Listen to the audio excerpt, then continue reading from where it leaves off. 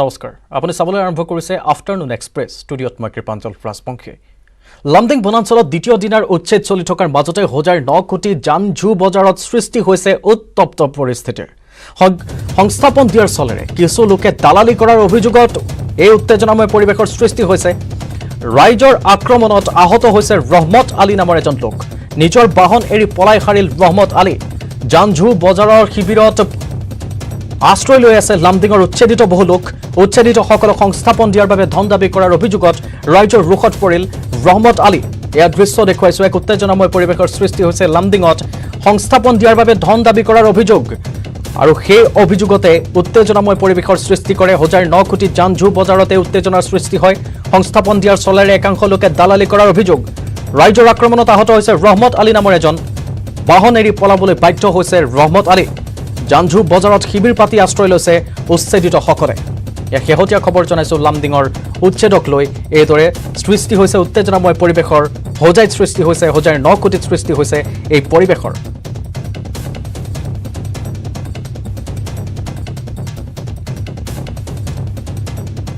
প্ৰসংগ অশোক শইকীয়াৰ পুনৰ CJM আদালতত হাজিৰ কৰা হৈছে অশোক শইকীয়াক এছকাৰ্ড বেংকৰ গোচৰ সন্দৰ্ভত সম্পন্ন হল শুনানি 22 ডিসেম্বৰত ধাৰ্য কৰা হৈছে পৰৱৰ্তী শুনানিৰ দিন ঋণ পৰিশোধ কৰাৰ কথা আদালতক জনোৱাৰ নিৰ্দেশ দিছে এছকাৰ্ড বেংক কৰ্তৃপক্ষই জনাব লাগিব আদালতত তাৰ পিছতহে নিষ্পত্তি হ'ব গোচৰৰ দেওবাৰে নিশা CBIয়ে গ্ৰেপ্তাৰ কৰিছিল প্ৰাক্তন মুখ্যমন্ত্ৰী হিতেশ্বৰ শইকীয়াৰ কনিষ্ঠ পুত্ৰ অশোক শইকীয়াক এছকাৰ্ড বেংকৰ পৰা ৰোৱা 9 লাখ টকাৰ ঋণ পৰিশোধ নকৰাৰ অভিযোগত গ্ৰেপ্তাৰ হৈছিল শইকীয়া সোমবাৰে আদালতে জামিন মঞ্জুৰ কৰিছিল শইকীয়াৰ সেই একেটা গোচৰত মঙ্গলবাৰেও আদালতত হাজিৰ হ'ব লগা হৈছে অশোক শইকীয়া কিন্তু শেহতীয়া তথ্য এয়াই যে তেওঁক পুনৰ শুনানি হ'ব এছকাৰ্ড বেংকৰ এই গোচৰ সন্দৰ্ভত 22 ডিসেম্বৰত ধাৰ্য কৰি দিয়া হৈছে পৰৱৰ্তী শুনানিৰ দিন ঋণ পৰিশোধ কৰাৰ কথা আদালতক জনাব লাগিব এছকাৰ্ড বেংক কৰ্তৃপক্ষই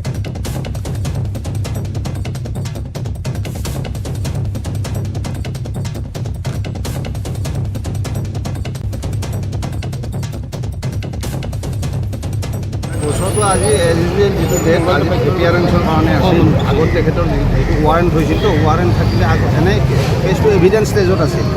তেওঁ যিহেতু এবচেণ্ট আছিল এবচেণ্ট থকাৰ কাৰণে এপিয়াৰেঞ্চত আছিল আজি ডেট আছিল নৰ্মেল ডেট এনেই তেওঁক খালি এৰেষ্ট কৰি আনিছিল কালি তেওঁক বেইল দিলে আজি নৰ্মেল ডেটত আজি এপিয়াৰ হয় এপিয়াৰ হোৱাৰ পিছত 22 বাৰত ডেট দিছে নেক্সট ডেট ফৰ এভিডেঞ্চ সাক্ষীৰ কাৰণে দিছে কিন্তু ইন টাইম বেংকৰ যদি মেনেজাৰ আহে তেওঁ যদি আহি কয় যে এইটো আমি অলৰেডি পইচাটো তেওঁৰ পৰা ৰিকভাৰী কৰিছোঁ আমাৰ কোনো আপত্তি নাই তেওঁক খালাচ দিলে তেতিয়াহ'লে সিদিনাখনে কেছটো খেলিব কাছাৰ জিলাৰ অসম মিজোৰাম সীমান্তত পুনৰ মিজোৰ আগ্ৰাসন অসমৰ ভূমিত মিজোৱে নিৰ্মাণ কৰিছে পথ সীমান্তৰ ফ্ৰেঞ্চ নগৰ আৰু পাগলাচৰাত মিজোৰ পথ নিৰ্মীয়মান পথটোৰ দৈৰ্ঘ্য হৈছে 4 কিলোমিটাৰ হাইলাকান্দি সীমান্তত বোমা বিস্ফোৰণৰ পিছত দলং নিৰ্মাণ বন্ধ ৰখা মিজো দুৰ্বৃত্ত এইবাৰ সক্ৰিয় হৈছে কাছাৰ সীমান্তত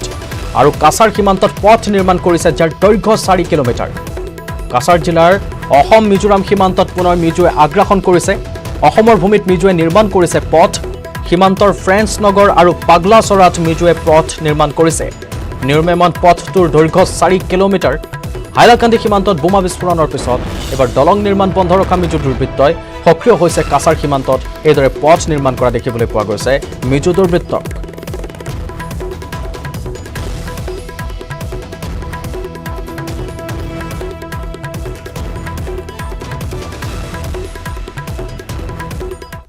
বিৰোধী বিধায়কৰ বিজেপি গমনক লৈ পুনৰ মন্তব্য কৰিছে বিজেপি নেতা জয়ন্ত মল্ল বৰুৱাই কেৱল কংগ্ৰেছেই নহয় AIUDF CPIৰ বিধায়কেও যোগাযোগ কৰি আছে বুলি মন্তব্য কৰিছে জয়ন্ত মল্ল বৰুৱাই জয়ন্ত মল্লই আকৌ কয় যে মুখ্যমন্ত্ৰীৰ ৰাজনৈতিক সচিব হিচাপে আৰু দলৰ এজন কৰ্মী হিচাপে তেওঁৰ সৈতে কেইবাজনো বিৰোধী বিধায়কে যোগাযোগ কৰি আছে কিন্তু বিজেপিয়ে কাৰো সৈতে যোগাযোগ কৰা নাই বুলি স্পষ্ট কৰি দিয়ে কাৰো নাম প্ৰকাশ নকৰিলেও জয়ন্ত মল্ল বৰুৱাই কয় যে তেওঁৰ জিভাৰ আগতে সকলো নাম আছে কোনোবাই অস্বীকাৰ কৰিব পাৰে কিন্তু ৰূপজ্যোতি কুৰ্মী আৰু সুশান্ত বৰগোহাঁইৰ সময়তো তেওঁলোকে অস্বীকাৰ কৰিছিল বুলি কয় জয়ন্ত মল্ল বৰুৱাই কংগ্ৰেছেই নহয় AIUDF CPIৰ বিধায়কো যোগাযোগ কৰি আছে অস্বীকাৰ কৰিব পাৰে কিন্তু ৰূপজ্যোতি সুশান্তয়ো কৰিছিল এইদৰে কাম বুলি তেওঁ জনাইছে আমি তেওঁৰ মন্তব্য শুনাব বিচাৰিছো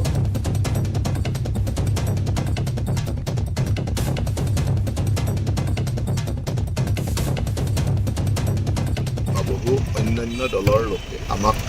ভাৰতীয় জনতা পাৰ্টি যোগদান কৰিবৰ কাৰণে আগ্ৰহ প্ৰকাশ কৰিছিল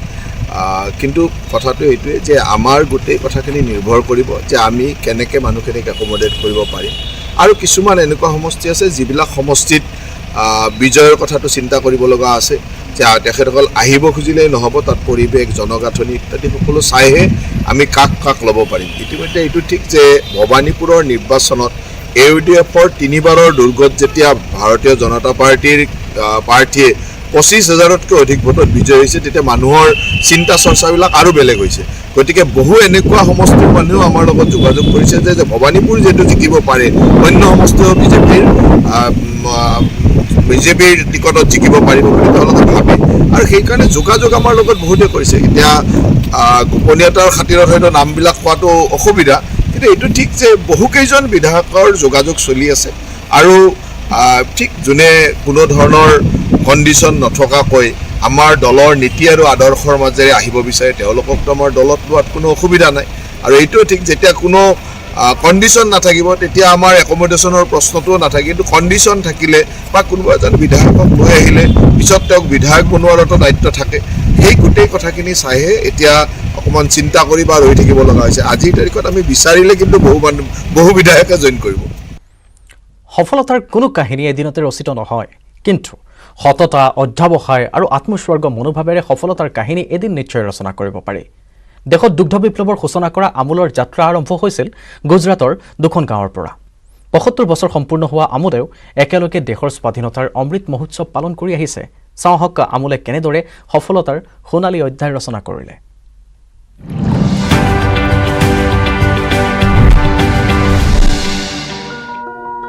समय समय पर होने वाली वैज्ञानिक रिसर्च और उस पर आधारित आधुनिक तकनीक अपनाकर अमूल के सहकारी सदस्यों ने उत्पादन में बढ़ोतरी की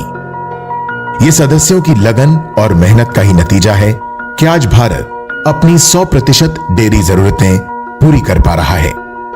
दुनिया के दूध उत्पादन में भारत की हिस्सेदारी आज 21% है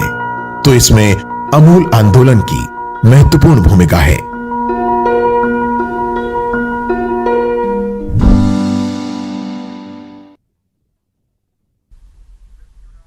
আৰু খবৰ আছে আফটাৰনুন এক্সপ্ৰেছত লৈছো এটা বাণিজ্যিক বিৰতি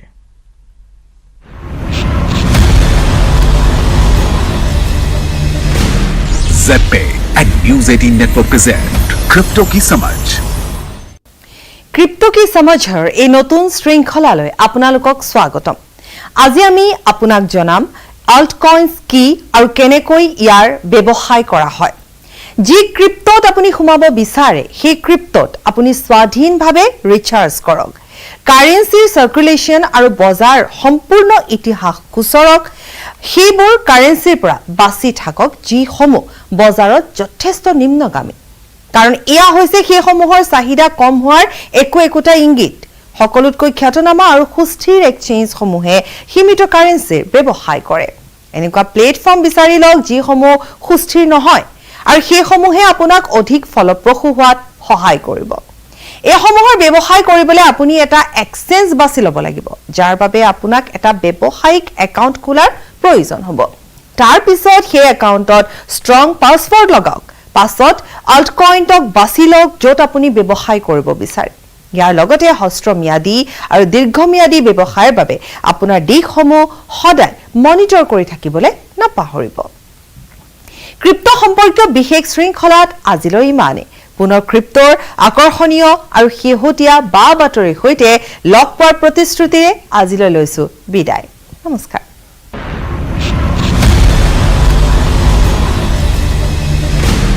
ZPay and News 18 Network present Crypto की समझ Kumar Engineering Power Dealer now with free registration, insurance and easy finance. Contact Skylight Automotive Private Limited 7002845016. পুনৰ স্বাগতম চাকৰিৰ প্ৰলোভনত ভুলকৈ বৃক্ক দান কৰিলে নগাঁৱৰ এজন যুৱকে এপিডিচিএলৰ মুখ্য মহাপ্ৰবন্ধক কৰবী বৰা ডেকাৰ বিৰুদ্ধে গুৰুতৰ অভিযোগ নগাঁৱৰ হিৰুমণি শইকীয়াই এই অভিযোগ তুলিছে গুৱাহাটীৰ এপলো হাস্পতালত 2020ৰ 31 ডিচেম্বৰত কৰবী বৰা ডেকাৰ স্বামী দীপ্তাক্ষ ডেকাক বৃক্ক দান কৰিছিল হিৰুমণিয়ে হিৰুমণিৰ ভাষ্যই নগাঁৱত সৃষ্টি কৰিছে এতিয়া তীব্ৰ চাঞ্চল্যৰ নিউজ 18 এক্সক্লুসিভ খবৰ এয়া আৰু এক্সক্লুসিভ দৃশ্যাৱলী দেখুৱাই আছো চাকৰিৰ প্ৰলোভনত ভুল গৈ বৃক্ক দান কৰিলে নগাঁৱৰ এজন যুৱকে এপিডিচিএলৰ মুখ্য মহাপ্ৰবন্ধক কৰবী বৰা ডেকাৰ বিৰুদ্ধে গুৰুতৰ অভিযোগ নগাঁৱৰ হীৰামণি শইকীয়া নামৰ এজন যুৱকৰ। গুৱাহাটীৰ এপ'লো হাস্পতালত 2020 31 ডিচেম্বৰত কৰবী বৰা ডেকাৰ স্বামী দীপ্তাক ডেকাক বৃক্কদান কৰিছিল হিৰুমণিয়ে। হিৰুমণিৰ ভাষ্যই এতিয়া সমগ্ৰ নগাঁৱৰ লগতে ৰাজ্যজুৰি সৃষ্টি কৰিছে তীব্ৰ চাঞ্চল্যৰ।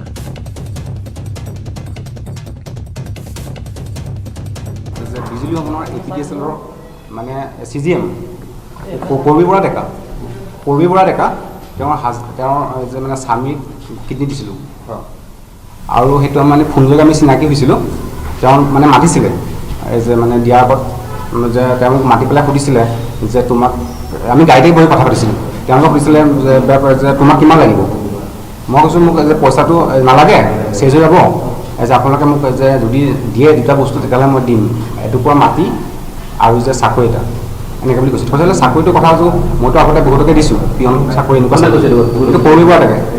পিয়নৰ চাকৰি। মই তাৰ CGM যেতিয়া হয় মই দিছোঁ আগতে, এইটো সাধাৰণ কথা। তোমাক মই তোমাক তাত 1,000 টকা দিম আৰু মাটিটুকু চাই অকণ ভাবোৱাৰ পিছত তুমি চাই থবা, তোমাক মই মাটিটুকু বিচাৰি দিম, চিন্তা কৰিব নালাগে। তাৰপিছত সেইখিনি কথা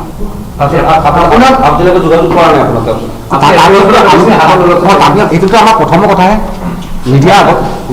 আগত দিম বুলি কোৱা কথাটো এইটো মানে 2018 চনৰ